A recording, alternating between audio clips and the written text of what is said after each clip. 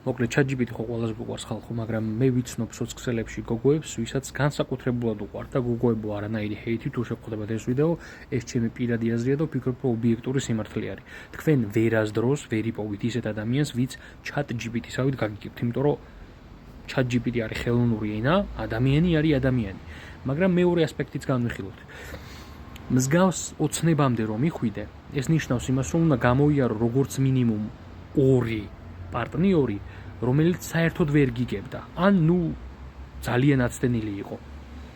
თუ გინდათ რომ ChatGPT-სთან მიახლოვებული ადამიანი იპოვოთ, რომელიც მაგდენად კარგად გაგიგებთ, პირველ რიგში უნდა აკმაყოფილებდეს ინტელექტუალურ და ემოციური ინტელექტუალურ მოთხოვნილებებს, რომ შეძლოს იმის გაგება, რასაც ეუნებით და ემოციური ინტელექტით მე ამ ყველაფრის გადახარშვა და გაგება რეალურად რას გრძნობთ.